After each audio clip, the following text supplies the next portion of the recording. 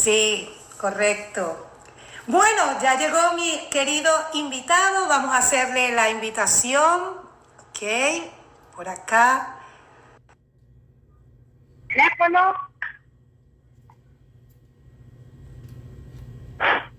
A ver, ya está conectando. Voy a comer acá, Lenín. Épale, Paola, ¿cómo estamos? Corazón, bien, ¿y tú? Bienvenido. Gracias por aceptar la invitación, Lenín, a este espacio que es, por supuesto, tuyo y de todas las personas que se están conectando en este momento. Que mira, cada vez que yo hago un live contigo, mis señores o los que nos están viendo, sube. Increíble. Los temas les das en el blanco. Muchas personas me escribieron, aquí te lo quiero leer porque la luz lo refleja, me escribieron con el tema, interesante tema, algunos como que con miedo, con un recelo de descubrir quizás los tipos de relaciones que puedan tener. Doctor Lenín Torres, terapeuta, constelador, renacentista, autor de varios libros y uno espectacular que es El despertar de la conciencia, tan importante y tan asertivo, ¿no? Para estos tiempos que está viviendo el mundo. Así es. Sí, señor. Además que de ser mi amigo personal, eres una de mis guías en este camino a mi renacimiento, a mi descubrimiento y a la reconciliación conmigo misma. Yo voy a cambiar esto por acá porque está como muy alto y no taque. Así estoy como más cómoda. Ajá, así te ves mejor. Sí, ajá. no me veo así como que... Es que quería mostrar mi franela. Mira mi franela que mi sola... Pero eso vale la pena también. Por supuesto, ya la enseñé. Mientras esperaba ya la enseñé. Pero bueno, Lenín, ¿es amor o es codependencia? Qué buen título, qué buen tema. Profundo, con mucha tela que cortar. Y yo quisiera que empezáramos, que nos definiera lo que es la codependencia. Wow, bueno, fíjate que eso es un tema porque la mayoría de la gente no lo ve, porque el codependiente no ve cuando es dependiente. Cuando decomponemos la palabra codependencia, te das cuenta que son personas que necesitan sostenerse de algo o depender de alguien, ¿ves?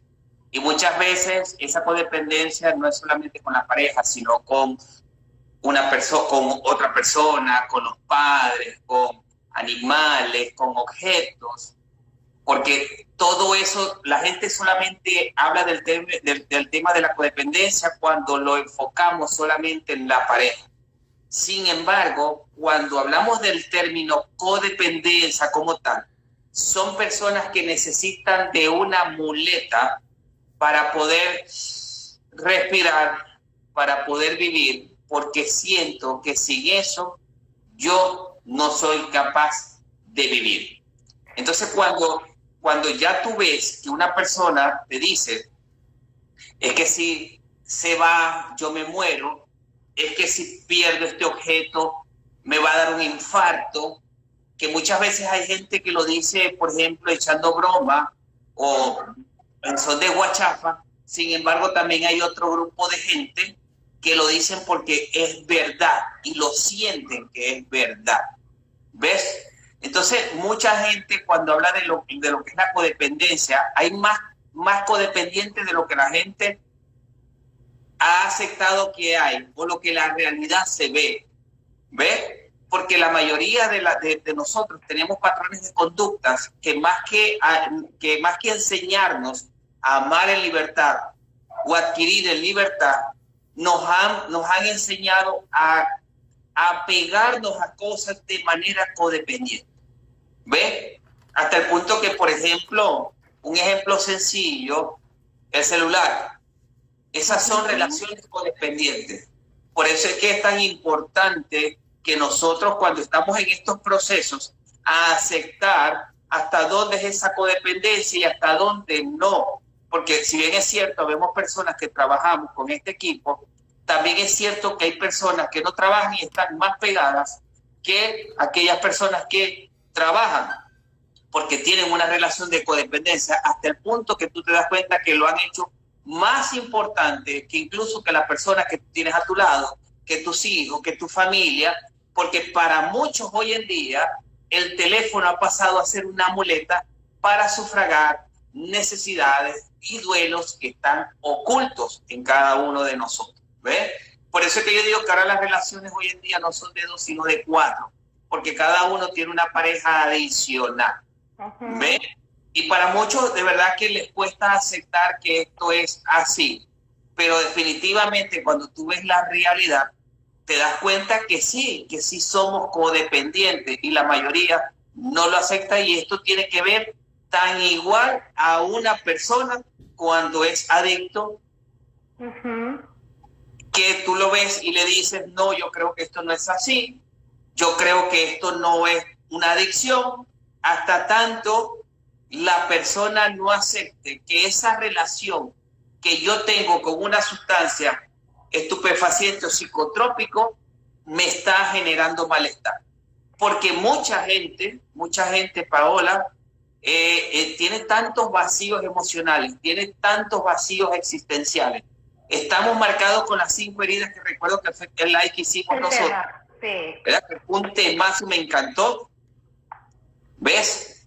Y la mayoría de nosotros curamos la herida o nos lamemos la herida con algo que nos sirva como muletas.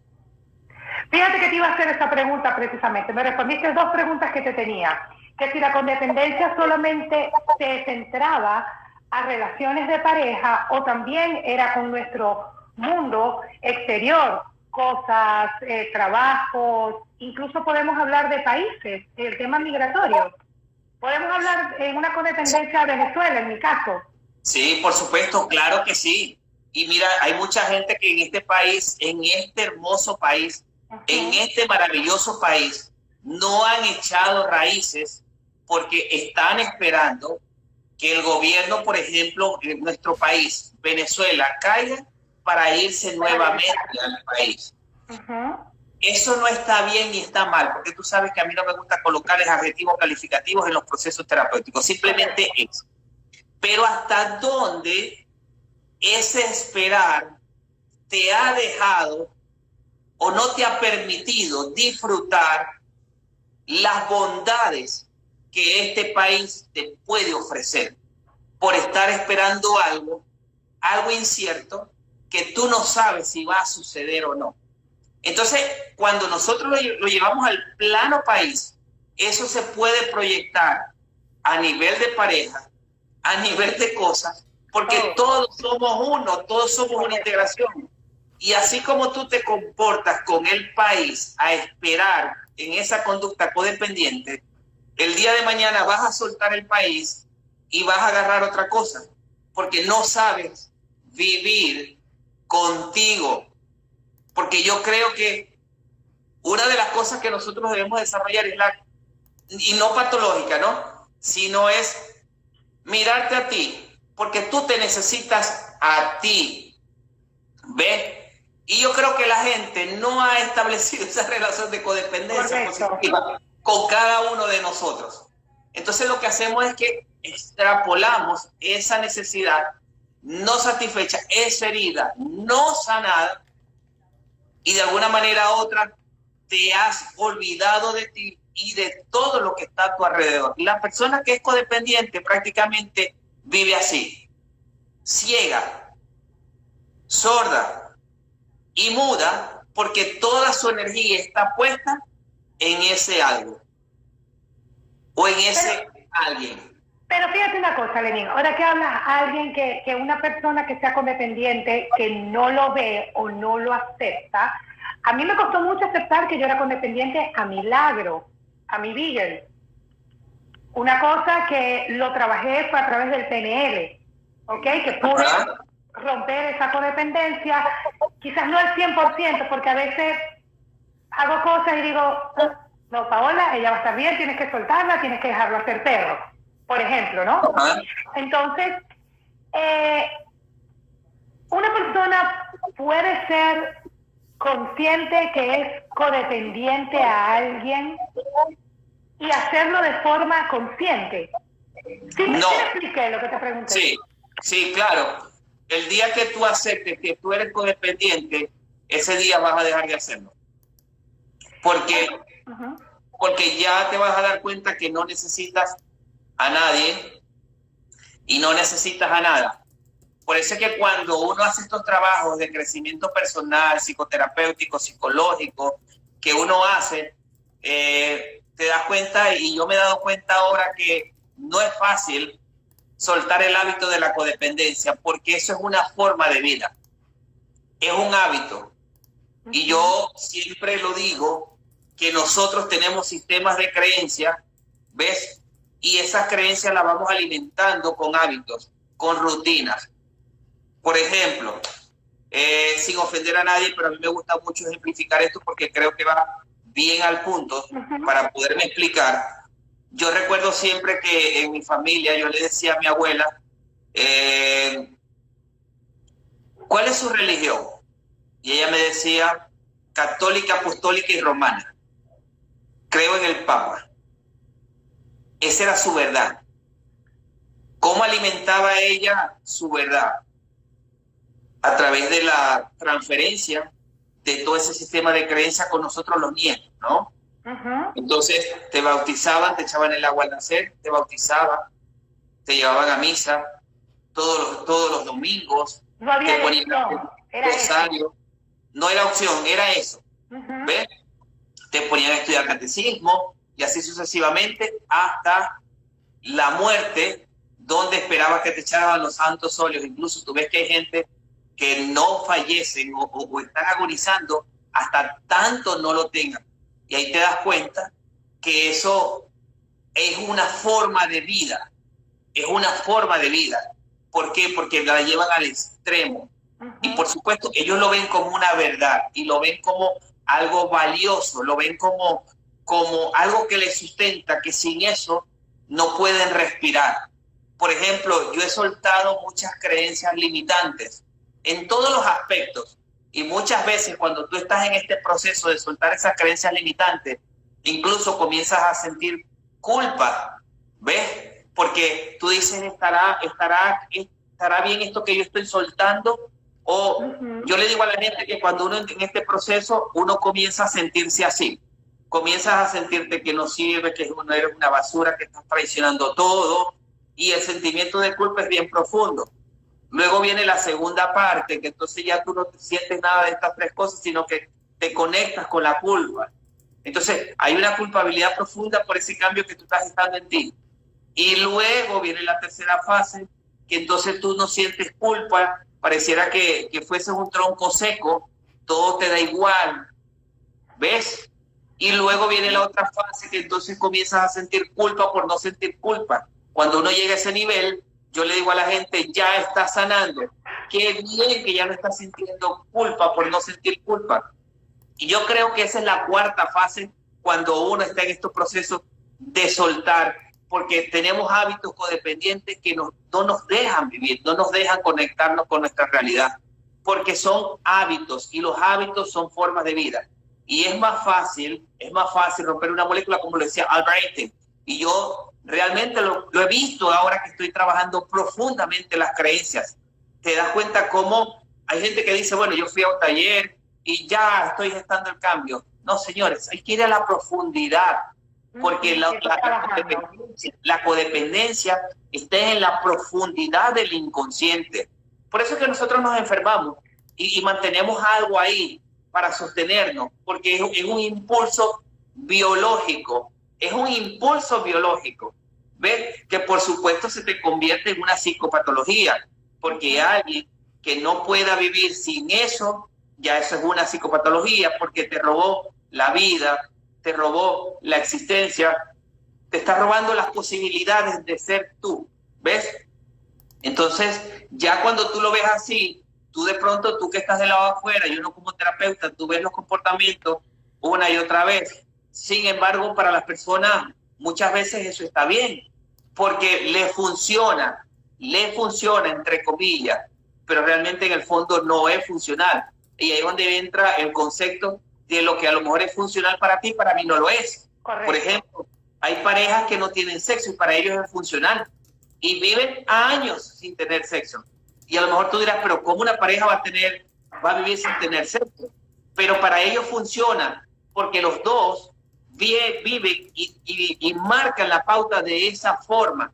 Entonces, cuando ya eso deja de ser funcional, cuando uno deja de no funcionar, cuando uno de los dos dice, ya va, yo creo que aquí el sexo no es que no me guste, no, sino que ahora se comienza a despertar esas ganas y comienza a cambiar el esquema o la dinámica, y es ahí donde entonces la otra persona comienza a despertar, comienza a mirar y comienza a buscar otras alternativas, ¿ves? Y comienza a soltar entonces esos principios de codependencia que de alguna manera u otra me estaba molestando. Ojo con esto, porque muchas veces hay gente que despierta la codependencia. Sin embargo, cuando las personas no están preparadas para sanar la codependencia, agarran y buscan a otra persona que le pueda sustentar su estado de codependencia, pero de otra forma. Entonces vamos pasando de comportamientos codependientes de uno a otro, a otro, a otro, a otro, a otro y a otro. Y nunca la terminamos de sanar. Nunca la terminamos de sanar. Incluso he visto gente cómo se ha vuelto codependiente a la sanación. ¿Ves? Al aprender, a las formaciones, y los ves cómo se pierden, porque sin eso no pueden vivir. ¿Ves? Entonces lo hacen Lenín, en esa misma búsqueda de querer sanar, y al final siguen estando quizás peor de como comenzaron al principio. Claro, porque lo que hacen es que cambian de figura. Entonces comienzan a proyectar esa necesidad no sanada en varios elementos o en distintos elementos. ¿Ves? Por ejemplo, Lenín, ahora que nos vamos a centrarnos, porque como es tan amplio, a lo que todos somos o a lo que podemos ser codependientes, o somos codependientes sin darnos cuenta, como nos lo acabas de explicar. En el caso de las relaciones de pareja, ¿qué características, aunque cada una debe tener su propia distinción, cuáles son como las características más generales que tú puedes ver en tu consulta de una relación codependiente de pareja? La más abismal y más contundente y que más daño hace. No sé cuál hace más daño, pero yo creo que esta es la que más daño hace. Es el no saber vivir solo. Que no es fácil. No es fácil escucharse cuando estás sin ruido externo. No es fácil cuando no tienes paz contigo, ¿no? Ajá. Mira, yo creo que es un síntoma que da mucha tristeza. ¿Por qué? Porque muchas veces la primera persona que tú tienes que aprender a vivir es contigo. ¿Ves? Y cuando nosotros no sabemos vivir con nosotros, de verdad que comienzas a llenarte de tantas cosas que con el tiempo te das cuenta que perdiste el norte y perdiste la esencia de vida. Y me voy a detener aquí, que yo lo he venido investigando, lo he venido revisando, que estos principios la mayoría de las veces se aprenden en el mismo momento en que nosotros nacemos. Porque si bien es cierto, nosotros nacemos con unas heridas, pero también es cierto que la codependencia también se puede aprender. Ojo con esto. Y es enseñada por nuestros padres. ¿Ves? ¿Por qué? Y con esto no quiero que vamos a culpabilizar a papá.